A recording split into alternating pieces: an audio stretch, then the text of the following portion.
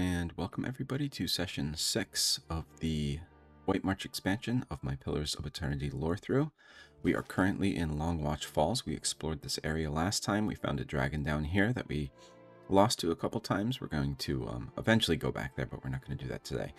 We also found this sword, which I think is the first thing that I want to do today.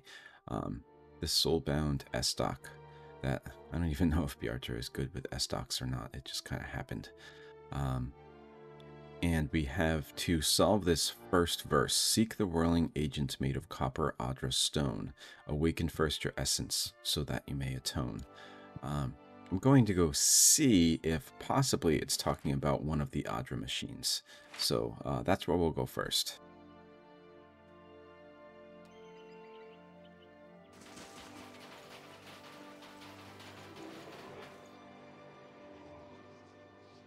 You feel someone nudge the small of your back. You turn around. No one's standing there, but you feel it again. Something is moving in your pack. You open your pack and hear a soft burbling sound. As you rummage through your belongings, something slick brushes your hand. It's a baby logpoth. It watches you with benign curiosity, eggshell fragments still stuck to its body. You're the first person it saw, Adair says. I think it's gonna think you're its papa now. That little four-armed fish baby is your son. Adair beams. I couldn't be happier for you. Oh. So the orb turned into a baby Logophoth.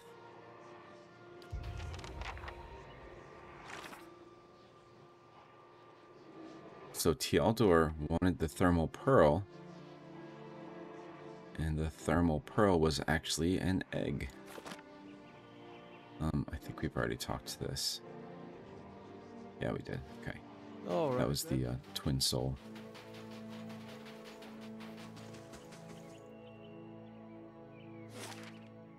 Okay. So let's go to the machine at Chilalis.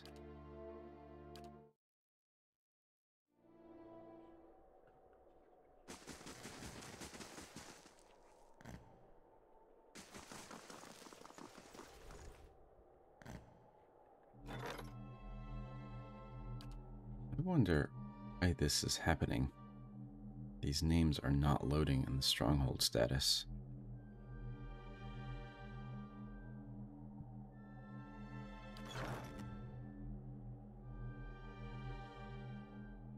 The estoc seems to hum as it nears the Engwithan machine. Something arcs between the steel blade and the Adra core of the ancient device.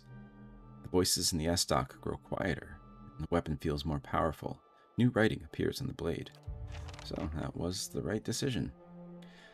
Next verse. Find the sun-kissed hillocks where the dead folks sleep. Rest beside their wasting flesh. Inspect what dreams you reap. The sun-kissed hillocks where the dead folks sleep.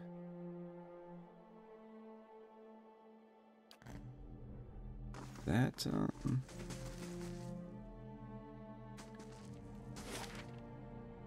Westernwood, maybe? Or maybe it's Yenwood Field. I'm going to go to Yenwood Field and take a rest there.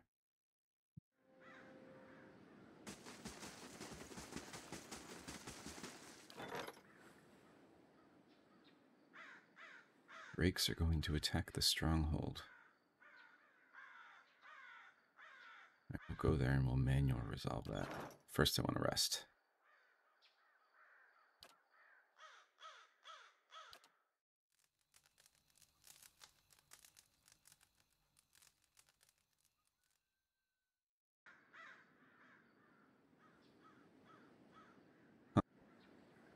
Kinda thought that would be right. Oh well.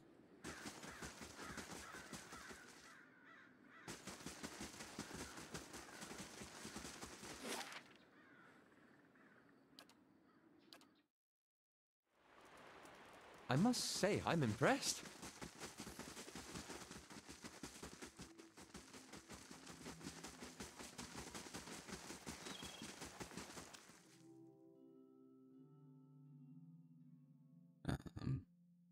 Okay, so let's...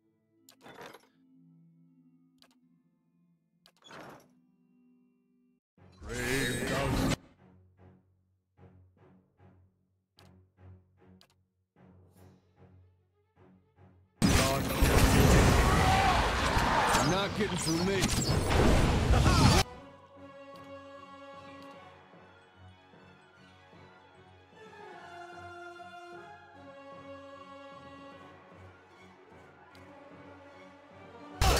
That's my friend.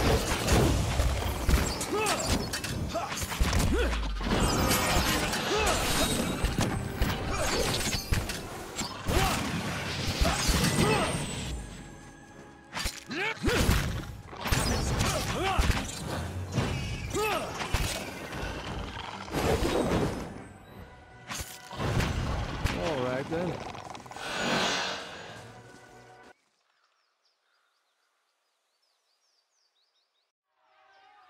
Last thing the Deerwood needs is another foreign colony. Isn't too bad. Okay. I recently also realized that this whole time I have been going into Bright Hollow, going up to the beds and resting there when I could have just done this the entire time. So if you saw me doing the wrong thing, I finally figured it out.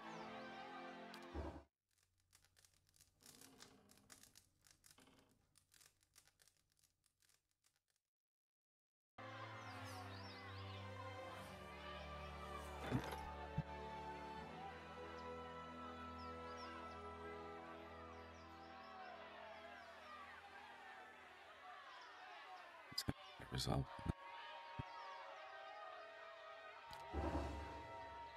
What happened?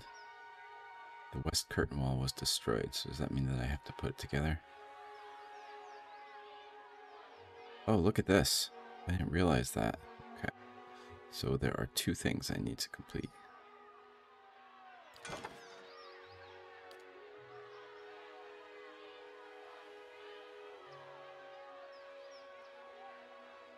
We got warrior, we got knight, a soul hunter.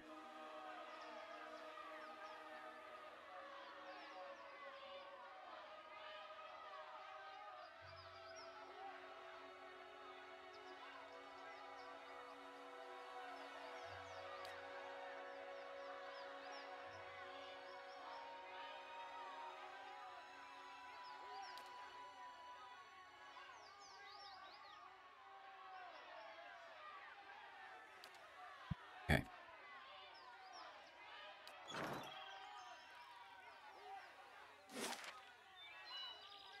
Yeah, you can see the destruction on the wall there. Oops.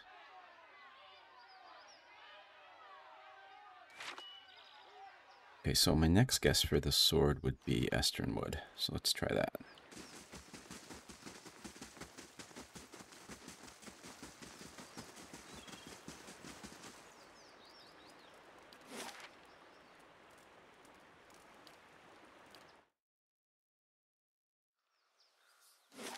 Because in Esternwood, there's this hill here, the graveyard.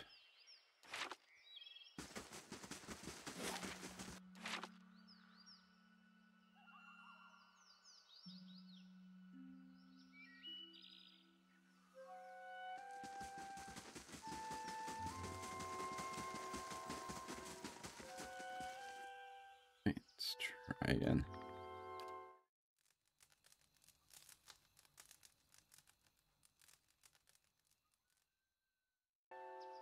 There it is. The loamy soil squishes underfoot and something invisible seems to rise from it. You detect essence, faint and barely perceptible, drifting up from the graveyard. The gray sleeper seems to feed on it and the strange voices grow quieter still. Another verse gleams in the steel. The final part of the poem shines along the blade. Fingers of the world, Audra strong and whole, kneel before the pillars. Bring order to your soul.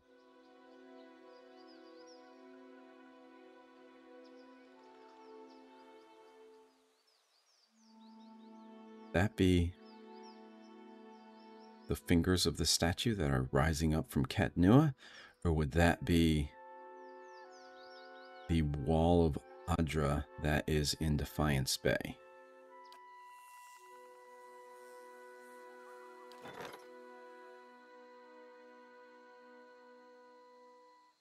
questing already. This is Skulls for Mother. Somewhere in deep, I think that's a typo. Somewhere deep in the ruins of April's Well, a pair of Pugra prey on travelers and offer up sacrifices to their mother, in quotation marks. In the past, travelers simply knew to avoid all trails leading near the well, but in recent years, the Pugra have increased the range of their hunts. Travelers have been abducted or killed on the roads between Solace Vale and Midwood. Glenfathans are reticent to enter April's Well due to the religious significance of the ruins there, but that hasn't stopped the residents of the affected towns from requesting help from within the Deerwood. Okay.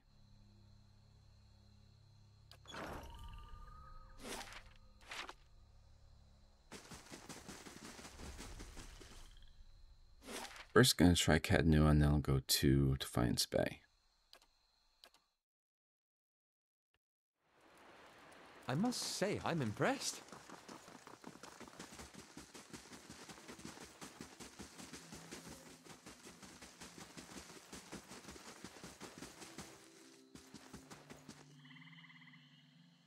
Okay, so I think this means this is it. A deep and mighty power emanates from the Otter Pillars. It resonates in the Grey Sleeper. Kneel. As you kneel, the voices of the Grey Sleeper reach a low, peaceful harmony. A final surge of energy fills the blade, and the voices fall silent. You feel the curse snap like a rotten cord. So I completed the Grey Sleeper quest. 2 final lines appear along the blade of the estoc. A penance now complete, a burden now a gift. Keep this weapon at your side to remind you of your shrift. I don't know what shrift means. Let's see. This is a superb weapon now.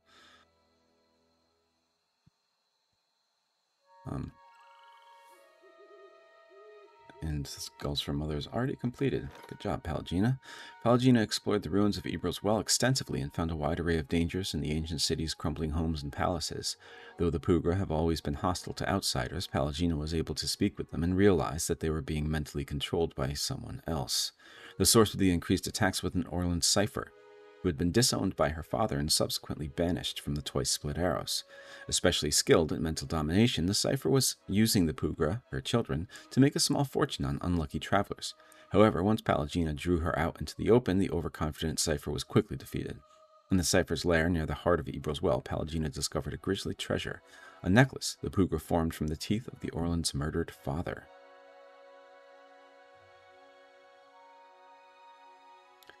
This is father's teeth. This grisly necklace is fashioned from the teeth of a dead Orland. Gross. The unfortunate father of a deranged cipher who used her powers to terrorize travelers near the Glenfathan ruins of April's Well, the cipher's daughters, mind-controlled Pugra, made the necklace for her as a gift. Grants rot skulls and plus 18 fortitude. Wow. Rot skulls summons a weapon. I'm here, so I might as well go grab that now.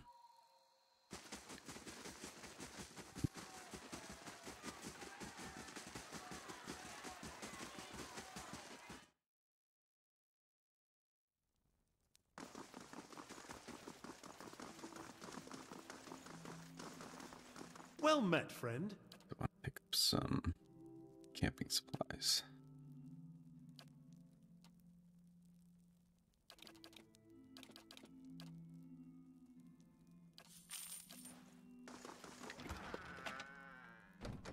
We also have a lavender wreath. And we have a lot of things here. They are probably all from quests.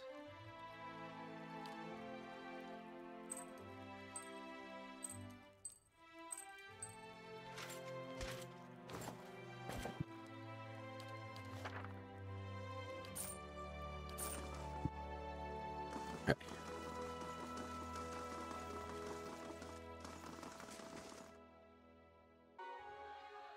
Amazing.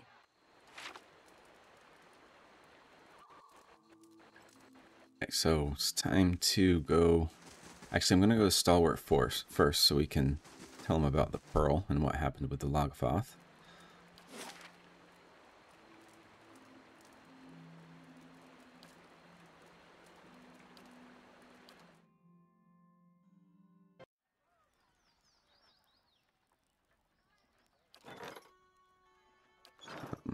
Okay, so I think it said it was outside Graves Rest.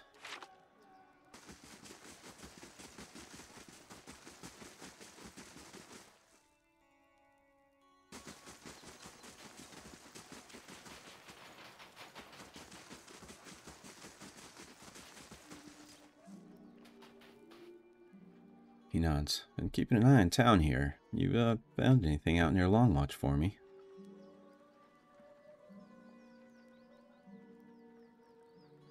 Well, first I'll tell him the Gleaming Society is no more. Plenty of folk will be happy to hear it. Last thing we need out there is another big war. Take this. Gives you a bag of coin. Lost the head, got some experience. Show him the Logofoth. This came out of the Thermal Pearl. The little creature sticks its head out of your pack and looks at Tildor with bulging blue eyes. His jaw flaps silently for a few seconds. Never seen one so small, but the little fellow looks downright tame. He scratches his head. How about I buy it from you? Foreigners that pass through would take an interest in something like this. He bends down to look at the squirming Logofoth. Don't do it! I'm gonna keep him. Whatever you say, just watch your fingers when he gets big. I'm still looking for someone to take care of these dangerous folk roaming the area if you're up for it. Very well.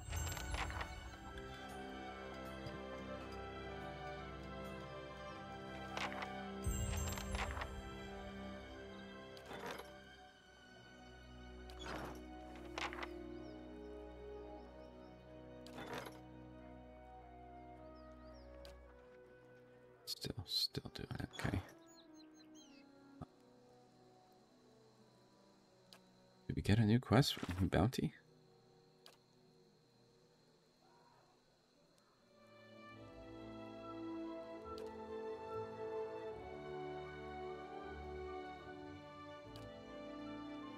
Sla and her sisters. Okay, so that's where we're going next anyway. To Durgan's battery.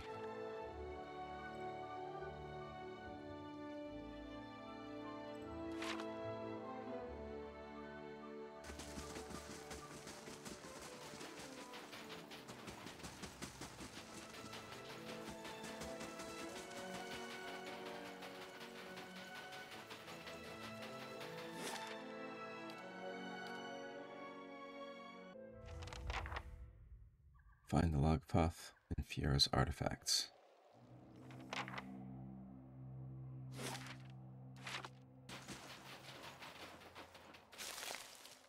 I shall be discreet.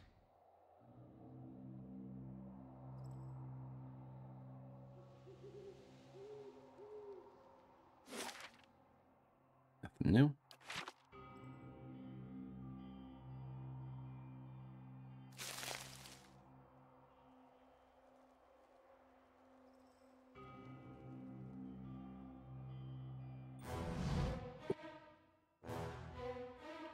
I was not expecting that.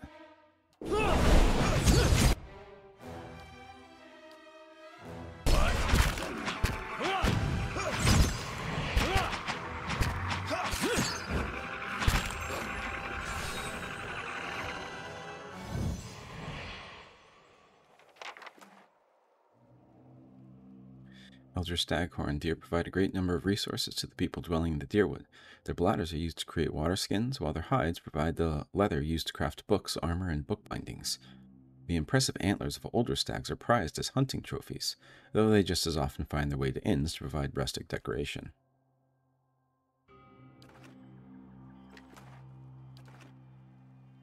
Course. I feel kind of bad about that. I didn't realize that those stags were going to attack us.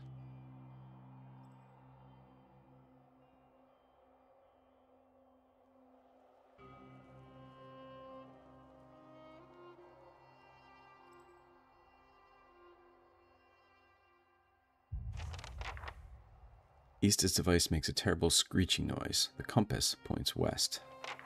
Sure, let's follow it.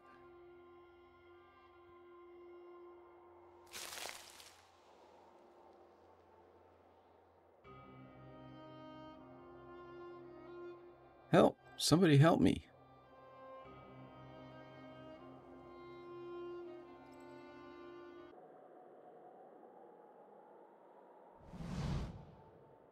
Help! Please, I'm down here. Standing on a narrow outcropping far below the edge of the chasm, a villager waves his arm frantically. Villager is well out of reach, and the uneven, slick surface of the chasm could prove difficult to climb by hand. Tie a rope around Adair's waist. He has the highest athletics. Sagani has a solid grasp of knots and steps forward to secure the line with a sturdy knot. The trapped man presses himself against the chasm wall. Please, hurry. The ice is starting to crack. Looking down, Adair can see another smaller ledge further up the side of the chasm. It's close enough to jump to, but it may not be able to support much weight. Climb down. Adair takes firm hold of the rope and cautiously climbs down toward the ledge. There's an ominous crunch as the ice shifts somewhere below. The trapped man lets out an alarmed cry. Hurry! On the ledge, Adair has a moment to survey the surroundings. The trapped villager is almost directly below, his frightened face turned up to watch Adair's progress. Let's rappel down. Adair takes firm hold of the rope, giving it a few tugs to ensure it's still holding fast, and leaps away from the edge. Adair's making good distance, only to end up swinging boots first towards what appears to be a sheet of ice along the chasm wall. Adair's feet crash through the cluster of ice shards, comes crashing down. The villager yelps in pain as he's buffeted by debris. As Adair struggles free of the hole in the chasm wall, the wind begins to pick up. The freezing gusts tug fiercely at Adair's clothing, howling past. Press on.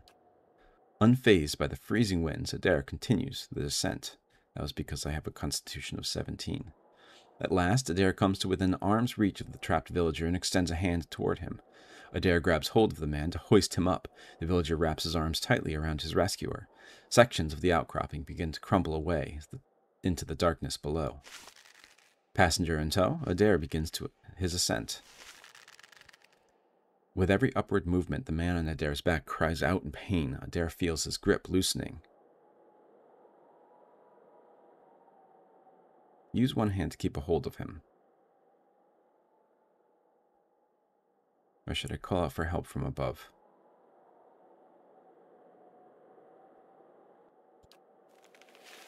Phew. Adair loops some rope around one boot and then grabs hold of the man's arm with his hand. Even climbing one-handed in the chasm, Adair makes steady progress. That's because I have a might of 17. At last, Adair reaches the top and climbs back over the side to safety. Oh, thank you, says the villager. I've been down there so long, I thought I was done for. I'm heading back to town. Watch your step out there. I didn't even see him. I don't think he had a character model. Adair's no worse for the wear either. Nice. Margaren's fire casts light in dark places.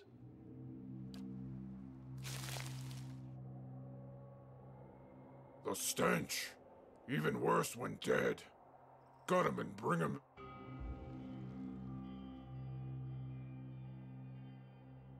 We go to the battery for cannons, but only when we must.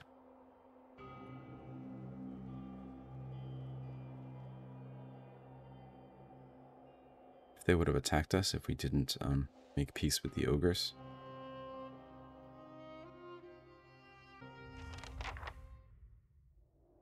Okay, so retrieve the ore. So this is where the ore is.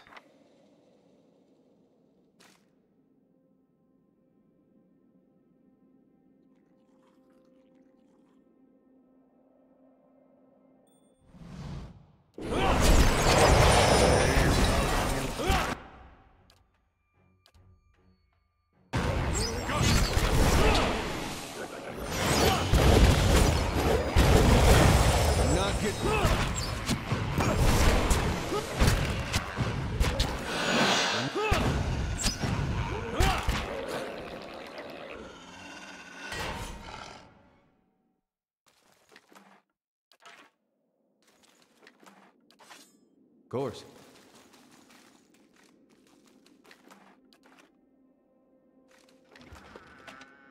Got an exceptional arbalist.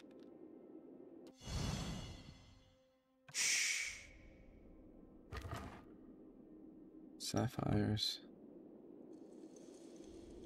I think sapphires are good for upgrading things to superb. White Adra gems. A handful of polished crystals of white Adra, retrieved from a Lagothoth cavern.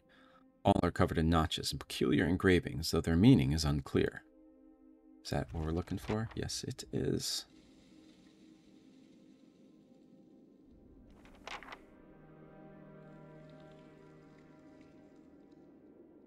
It's interesting. There's a second exit to this cave.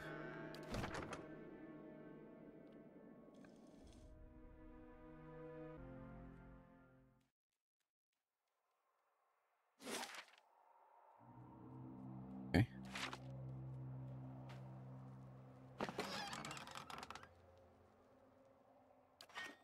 I can do that. That's settled.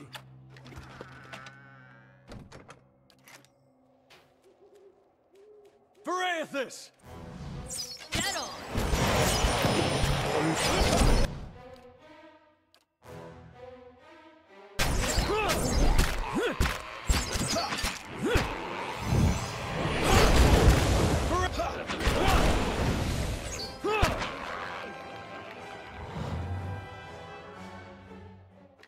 You know, I wanted to check the baby Logothoth right here. It's a pet. So it just follows us around. The little creature looks to you and makes a high-pitched warbling sound. Its iridescent skin flashes in shades of purple and blue.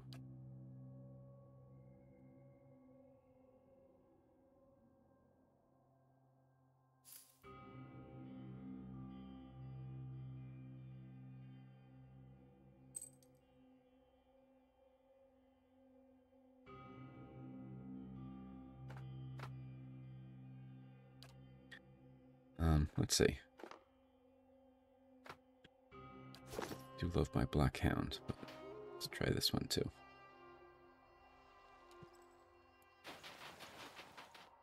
There he is. Cute. I can do that. That's settled. Glad I did that.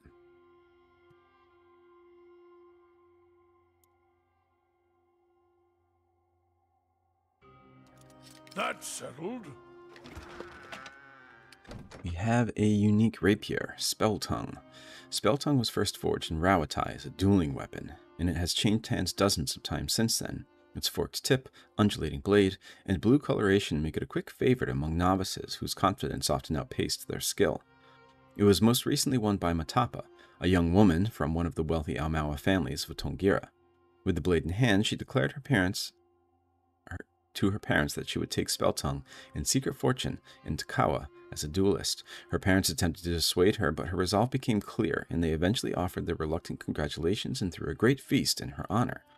After Mataka had drunk her fill of wine and gorged herself on the buttered lobster and sea snails and cream, sounds delicious, her mother challenged her to a duel. Matapa laughed, but her mother promised her that if she won, she would receive half of her family's fortune the next morning. If she lost, she would surrender Spell Tongue without complaint.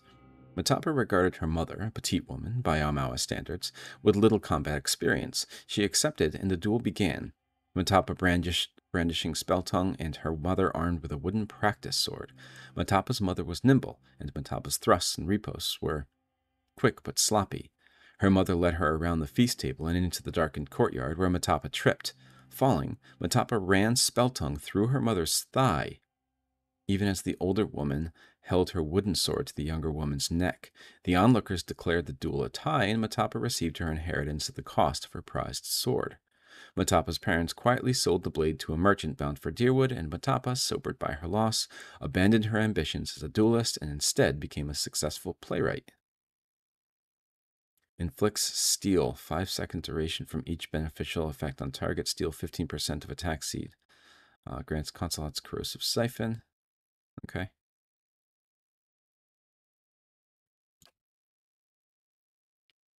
And the bracers of deflection.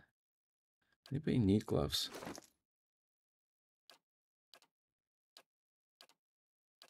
No. I'm just gonna put all that stuff in stash.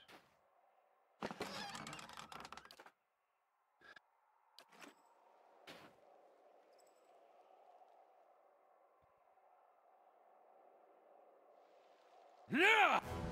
Yeah! Is there a bunch of them, or is that one supposed to fight us before? Yeah, looks like it.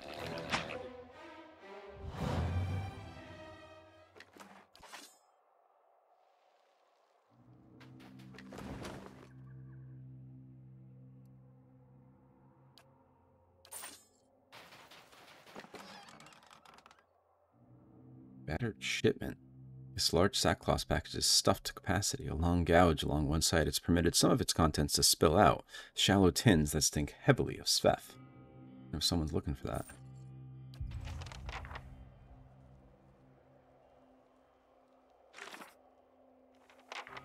The air at Graves Rest.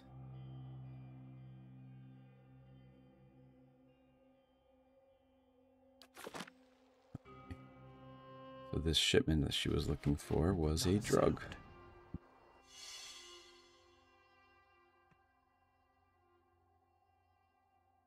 Is it? Now this I It is over haven't there. seen before. No.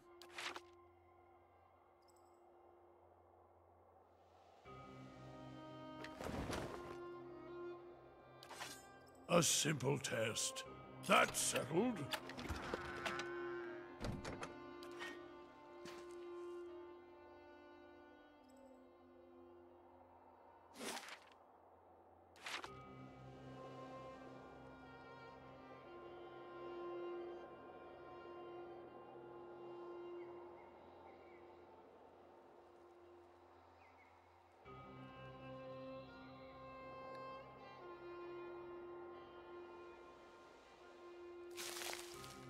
A crack deep enough to rival Margren's heated depths.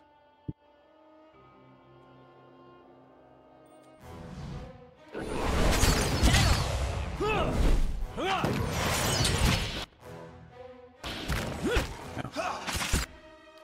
was wondering why Aloth wasn't doing anything, but he's paralyzed. Dead on. That's it.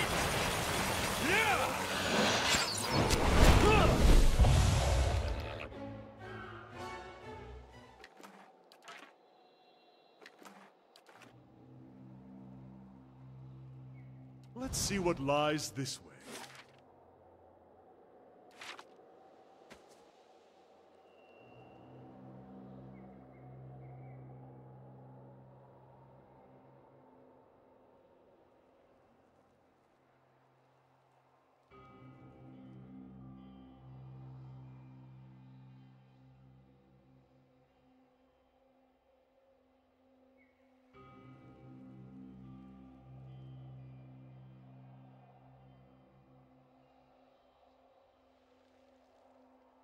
Right, so we're back down to where the cave was before. Wait, I think. Kind of. In that same area.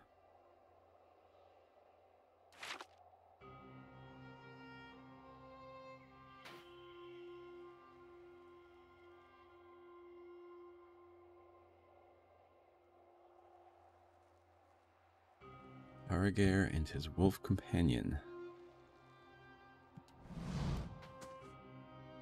Hello there. Always good to see more kith on the road. We can relax for the time being. Ingot here will let me know if any ogres come up on us. I ought to be heading down the mountain soon, but I've got some supplies, if you need anything. Who are you? Name's Tarragar. I come up to Stalwart sometimes to trade. Nothing fancy, like Yurden has, just supplies, ingredients. Came out here to get some air after the raid. Never been much one for towns. Which way to Durgan's battery? You're one of those, huh? Just follow the road north, then west across the bridge. You'll know when you see it. Have a care. Logothoth moved in the area not long ago, and they've already made short work of a few caravans.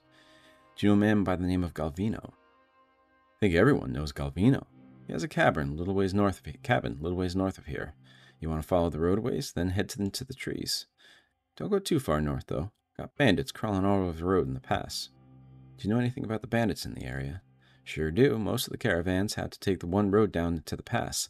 Group of bandits set up shop just north of here, before the bend. They'll just take a toll on good days. Your head, most others. I keep clear of them myself and don't usually come down the mountain. Alright, let's see what he has for sale. Some exceptional things. Tundra clothing. The frigid environment of regions like the White March make these fur outfits a requirements for survival. The outfit is a combination of waterproof leather and fur designed to retain heat while repelling moisture.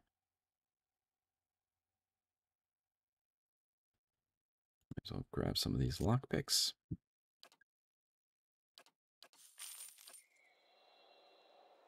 I'll take a look.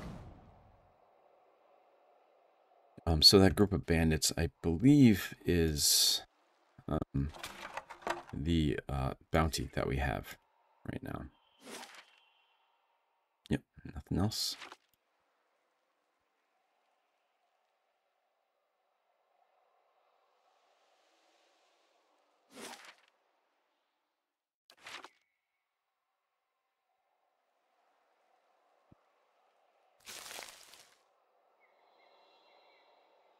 Bond.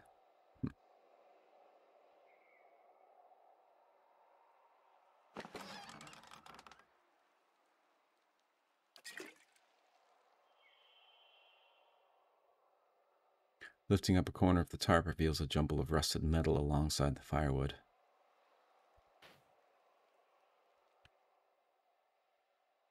This Galvino's shack.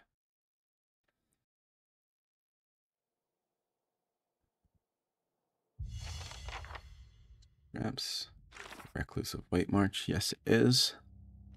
He's not here though. Let's poke around. That's settled.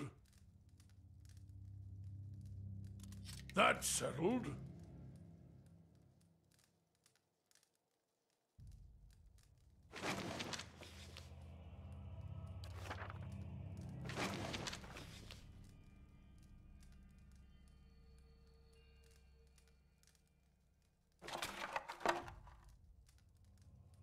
Way down. This map depicts the peak of the mountain with markers denoting altitude.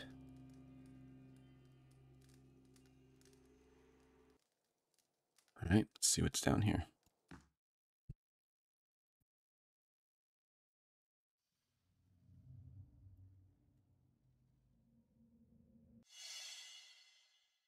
See now what the flame has shown us?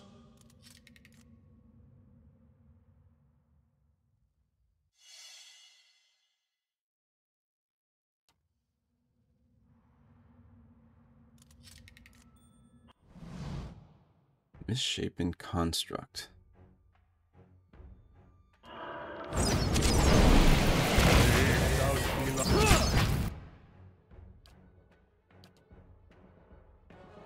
What?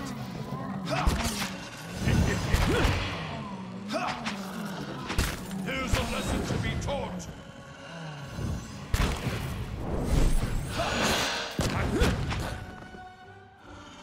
I wonder if that gives us a new bestiary entry.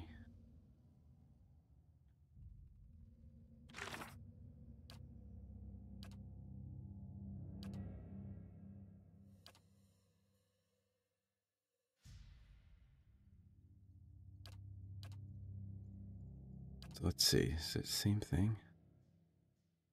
No, this looks different. Wizards have experimented with constructs for centuries, but the process of transferring soul essence out of a living body and into something else, be it stone, metal, or bone, has always been a difficult one. As the body of research on the subject has grown, thanks in large part to animancy, methods have improved. Yet transferring an intact soul, one that retains personality, memory, and intelligence, is harder still. Ethelmer, the head of the Brackenbury Sanitarium in Defiance Bay, is one of the few successes. Proponents argue that perfecting this method would allow Kith to extend their own lives without degenerating into vampires, ghouls, and other flesh-eating vessels. Others contend that the metallic monstrosities that fill clandestine animancy labs are more horrific still. It's been estimated that for every truly sentient construct, there are scores, if not hundreds, of maimed souls trapped in half-finished bodies, suggesting that, well, often, or maybe not often, but sometimes they are successful. Sometimes it's a failure, and they're just souls that have been maimed that are trapped in these half-finished bodies, so they aren't able to return to the wheel. So once again, progress, but in the name of some pretty horrific things. And that seems to be par for the course with animancy in this game. While there are definitely some good that has come out of animancy, in pursuit of those good things, there have been some horrifying things like Wicks, the children who had animal souls put into them, who eventually in puberty became just like mindless ghouls, basically. So things like that. at the cost, or some progress at the cost of some like really horrific things.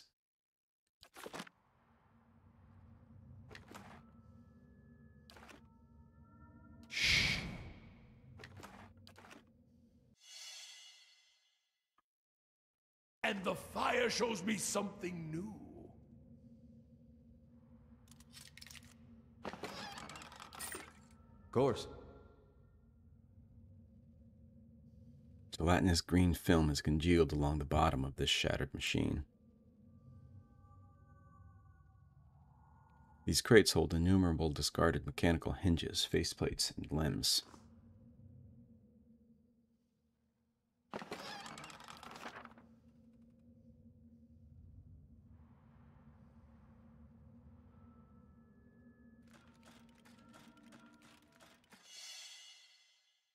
Now this I haven't seen before.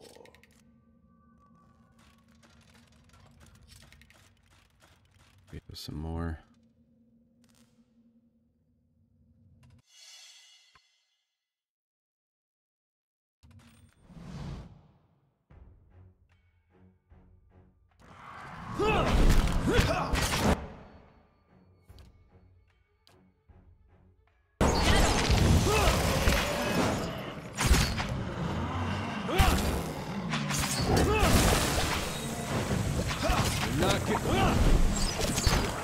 What's this? A rotting flesh construct.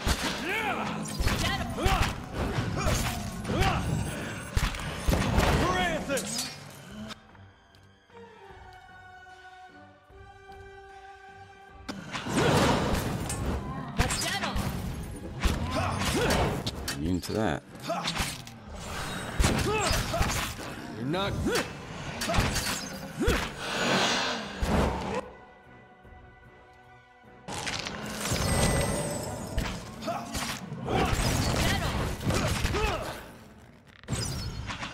Leave it to me. That's it.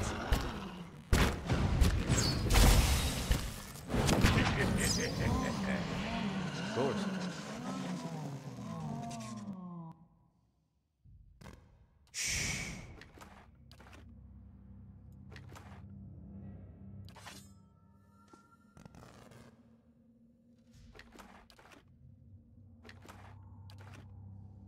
Over here.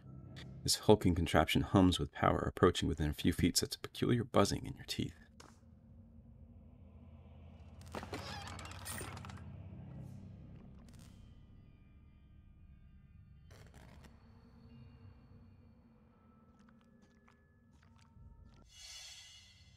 Something over there.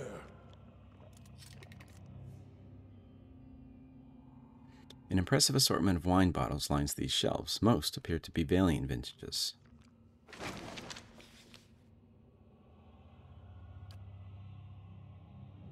White Yennefer. Made with juniper berries that are common in the foothills and low slopes of the White March, White Yennefer is popular with locals as well as northern neighbors in Red Saris. It is normally distilled in simple household pots with grain mash and various local herbs to meet the maker's preferences. Because it is a powerful spirit, it is not popular as a recreational drink in Erglonfath. I'd like to give that a try.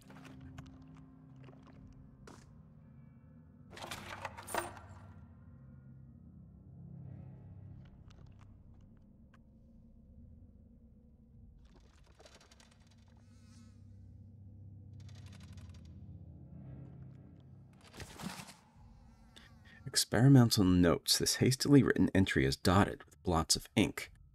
I refuse to continue wasting my time with these stitchwork grotesqueries. Woodwork is spent in granting the rotting corpse the feeblest spark of life is later tripled in repairs. Truly, they come apart at the seams. The sight of them in the corridors has come to disgust me. They hold nothing of the subject's vitality, intelligence, and coordination, only a brute obedience. Flesh is too gentle a grasp upon the essence. That much is clear. Little wonder the fools at Brackenbury were willing to pawn these sorry specimens off so cheaply. Mariko, the stench. So it looks like he is failing these experiments and then blaming the experiments, basically. Great sounding guy. This is the workshop key. Right now I'm just going to take that. I have to remember that key is there. I want the experience from picking the lops if possible. His platter has gone entirely untouched, leaving the tantalizing meal to the flies. You can even hear the flies buzzing around.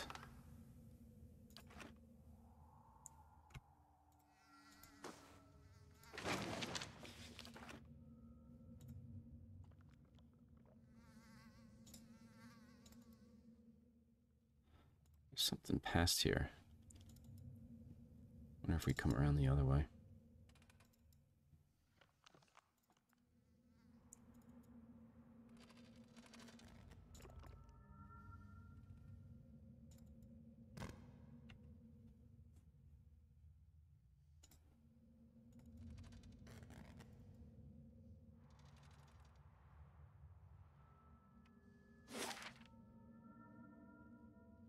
Oh, okay.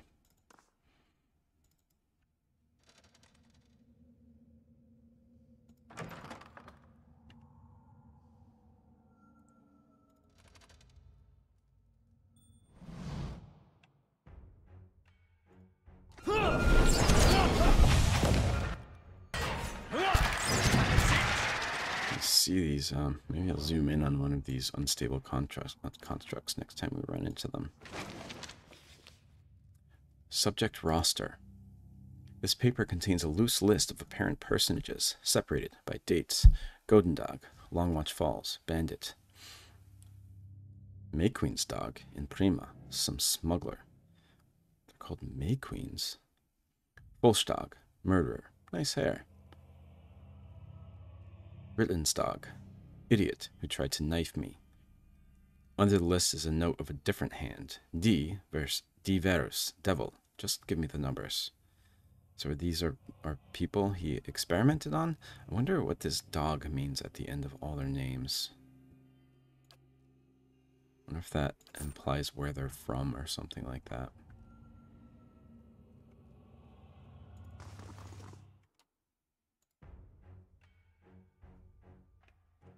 This isn't the... That's burning flesh, and this is an iron construct, so we don't get one of the unstable ones here. Oh, wait, no.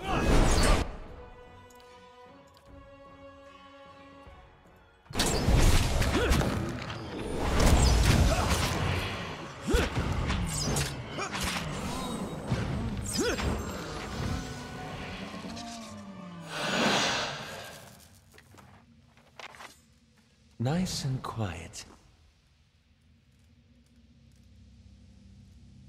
Viscous green liquid seeps in from the crack in this glass tank. It exudes a strong chemical odor that is almost painful to inhale.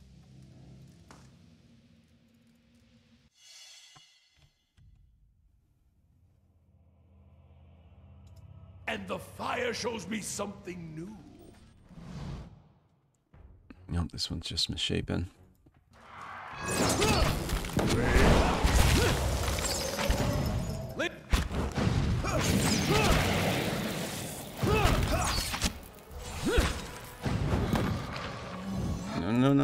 No. Phew. Stepped on that trap. That's settled. Margaret's fire casts light in dark places. Something over there.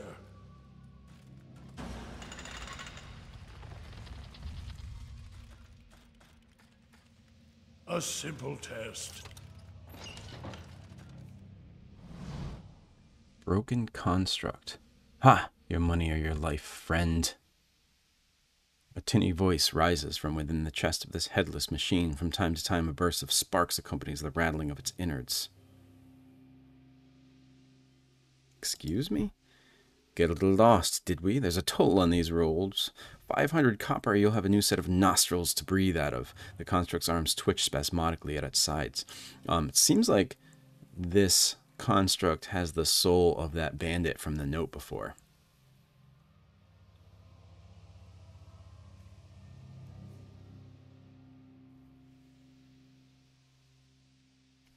I'm going to say, but you're a construct.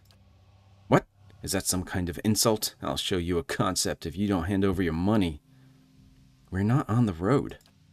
You really are lost. Tell you what, pay up. I'll point you to Logholm. That's a decent trade, isn't it? You're in a cell. Look around you. A philosopher, is it? All of us trapped within cages of our own iniquity. I'll have none of that. There is a manic quality to the voice now, and you hear a harsh metallic whine from within the construct's frame. So this is a failed experiment.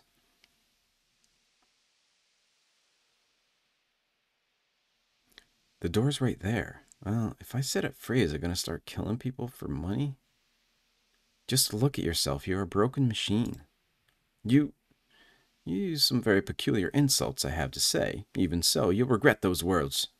I can't have people saying I've gone soft, can I? The construct suddenly lists sideways, arms akimbo. Huh, that's odd. I swear I had my knife. I've always been very good with knives. Her voice takes an edge of panic. Where are my hands? Where am I? What is happening? There's a sudden harsh metallic squeal and the construct pulses with fierce light as it lurches toward you. Oh, come on. That wasn't that big of a deal, at least. Keeping an eye out. Got echoing misery. These boots were originally designed and made to punish runaway slaves. The lord who commissioned them would have forced attempted runaways to wear them for a week straight, waking and sleeping. The soles were studded with pebbles and shards that ground against the wearer's feet, while leather chafed sores into the heels. By the end of a week, most who wore the boots could barely walk. Yet the slaves in this manner rose up and summoned the effigy. Effigy is skein. Once the effigy has completed his bloody work, the slaves discovered an unexpected boon. The boots that had once been punishment had transformed into something comfortable and, likely, valuable. The surviving slaves argued over the boots, and when words turned to blows, the daughter of the man who had become the effigy grabbed them and ran. She never looked back. The daughter of the man who became the effigy.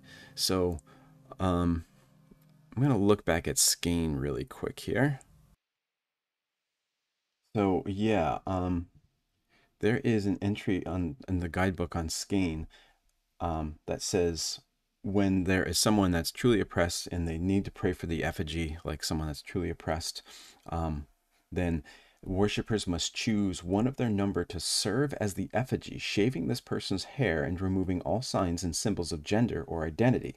The person is then scourged bloody over every inch of their body, their ears and nose cut off, their eyes gouged out and replaced with shiny black stones.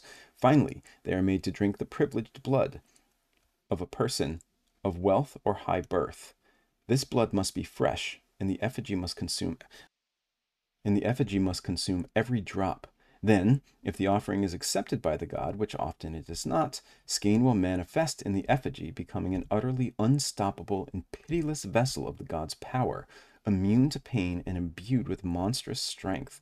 As soon as the target suppressors are slain, usually in a gruesome manner, the effigy falls dead. True appearances of the effigy are rare. In most recent case, about a century before the present day, an effigy reportedly led a backwoods peasant rebellion during which an entire noble family was captured, flayed alive, and nailed to the roof of its estate to be devoured by birds and flies. So, yeah, this person here who'd become the effigy grabbed them and ran. It says she never looked back, but it also said that whoever was chosen as the effigy died once the goal was accomplished. So I don't know. Seems like she probably died in this cell. Maybe she was this bandit that became this construct, but that wouldn't jive with what the guidebook says about skein in the effigy if she was able to survive for this long. Unless she left, died quickly, and that was when she was found. But either way, these boots have a lot of interesting lore tied to them in skein, which I think is going to be... Oh, I need to take them. Which I think is going to be it for today. Yeah. So thank you, as always, for joining me. We started to explore Durgan's battery. We got this estoc. We have a Soulbound estoc now that's not actually cursed and tied to us any longer. And next session, we will continue our exploration of this hermit's house here. and try to figure out what's going on. And then maybe we'll even get up to Durgan's battery, though I don't know if we'll get to that until the session after that. But as always, thank you so much for joining me. If you have any questions, comments, things like that, feel free to comment. I'd love to hear from you, and hope to see you next time in session 6 of the White March expansion. Bye, everybody.